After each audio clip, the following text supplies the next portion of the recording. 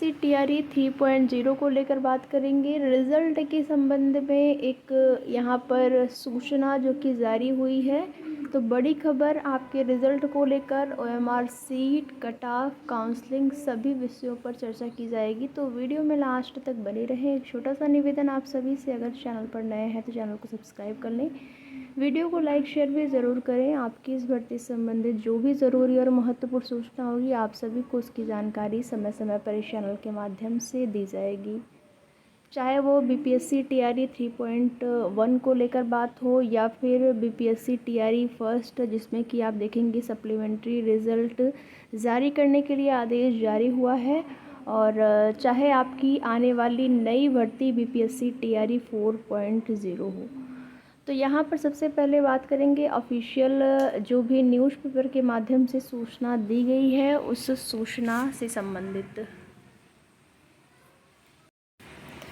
इसी माह निकलेगा टीआरई 3 का रिजल्ट। राज्य सरकार द्वारा शिक्षक नियुक्ति में दिए जाने वाले आरक्षण का हिस्सा 50% तय करने के साथ ही बीपीएससी जल्द रिजल्ट निकालने की तैयारी में जुट गया है। बीपीएससी अध्यक्ष रवि मनुभाई परमार ने शनिवार को कहा कि अब तक आयोग की इस संबंध में औपचारिक सूचना और आरक्षण रोस्टर क्लियरेंस के बाद वैकेंसी नहीं मिली है। सामान्य प्रशासन विभाग से यह आनी है, लेकिन जल्द ही इसके मिल जाने की उम्मीद में वे अपनी तैयारी जारी रखेंगे। ओएमआर सीट की स्कैनिंग जो है वो आखिरी दौर में है। मंगलवार तक ओएमआर सीट की जो स्कैनिंग है वो कंप्लीट हो जाएगी। उसके बाद इसे अपलोड कर दिया जाएगा, यानी कि इसी वीक में आपका जो है ओएमआर सीट आप चेक कर पाएंगे। उसके बाद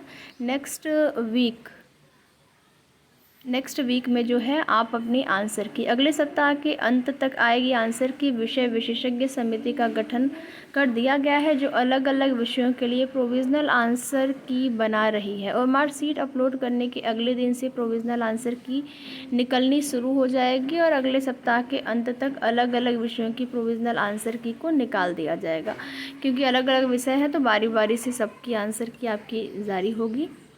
इसके बाद उस पर आपत्ति ली जाएगी, फिर विशेषज्ञ समिति द्वारा उन पर विचार और आपत्ति से सहमति होने की स्थिति में आंसर की में अपेक्षित संशोधन के बाद दूसरी आपकी प्रोविज़नल आंसर की जारी होगी। आंसर की के आधार पर अलग अलग शिक्षक श्रेणियों और विषय के अभ्यर्थियों के ओएमआर सीट का मूल्यांकन किया जाएगा।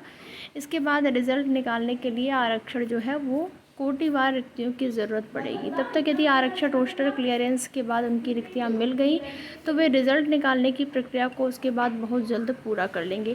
इसका मतलब यहाँ पर ये चीज़ें हैं सामने आ रही हैं कि आरक्षण कोटिवार रिक्तियों की ज़रूरत जो कि पड़ेगी वो अभी मिला नहीं है। जो तब तक यदि आरक्षण रोस्टर क्लियरेंस के बाद उनकी रिक्तियां मिल गई, तो अगर रिक्तियां नहीं मिलेंगी तो फिर डिले हो सकता है, नहीं तो इसी महीने लास्ट तक जो है आपका रिज़ल्ट जारी हो जाएगा। अगस्त माह के अंत तक तीसरे चरण की शिक्षक नियुक्ति परीक्षा का रिज़ल्ट निकालने की संभावना है। तो रिज़ल्ट आने के बाद जो है फिर आपकी काउंसलिंग की प्रक्रिया, और उसके बाद टीआरई 4 जो है वही आपको अगस्त नहीं, अब सितंबर के महीने में उसका नोटिफिकेशन आपको देखने को मिल सकता है। कट ऑफ को लेकर बात करें तो आपके बीपीएससी टीआरई की जो कट ऑफ है 75+ ही रहेगी, उससे कम नहीं रहेगी। तो 75+ जो भी कैंडिडेट्स हैं यहाँ पर वो अपने आप को इस भर्ती में अंतिम रूप से चयन के लिए सेफ समझ सकते हैं। आगे देखेंगे कुछ और भी अपडेट है कुछ अन्य भर्तियों संबंधित, जिसमें कि ये आपका आयोग के परामर्श से निस्तारित होगा समकक्ष अर्हता विवाद।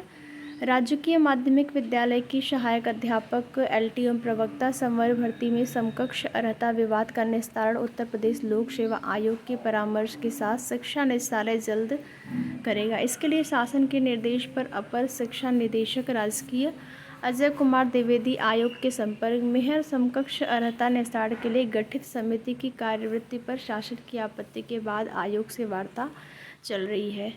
तो यहाँ पर ये समकक्ष अर्हता का जो विवाद है वो यूजीसी नेट जून सत्र का परीक्षा शेड्यूल जो है वो जारी हुआ है। ये देखेंगे ऑफिशियल न्यूज़ के माध्यम से दिया गया है, जो कि परीक्षा आपकी 21 से 4 सितंबर तक ऑनलाइन मोड में। एनटीए ने यूजीसी नेट का री एग्ज़ामिनेशन शेड्यूल जारी कर दिया है। 2 शिफ्ट में 83 विषयों के लिए होगी परीक्षा। तीसरे दिन जो सक्षमता परीक्षा पास शिक्षक हैं उनकी काउंसलिंग हो रही है, जो कि 1 तारीख से ही प्रारंभ है। और इसमें देखेंगे 7 अगस्त को काउंसलिंग नहीं होगी। सक्षमता पास शिक्षक की काउंसलिंग शनिवार को तीसरे दिन भी डीआरसीसी कार्यालय में हुई। तीसरे दिन काउंसलिंग के लिए 248 शिक्षक अभ्यर्थी को बुलाया गया। इनमें 246 शिक्षकों की काउंसलिंग के बाद मूल कागजात की जांच की गई और थंब इम्प्रेशन लिया गया। किन्हीं कारणों से 2 शिक्षक काउंसलिंग में शामिल नहीं हो पाए।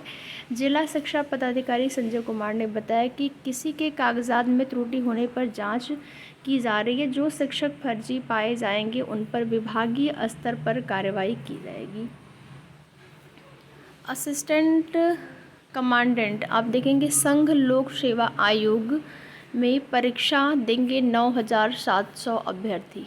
2 पालियों में ये परीक्षा होगी और यहाँ पर देखेंगे ये परीक्षा आपकी 10 से 11 बजे। ट्रांसलेटर के 312 पदों पर भर्ती के लिए मांगे गए आवेदन।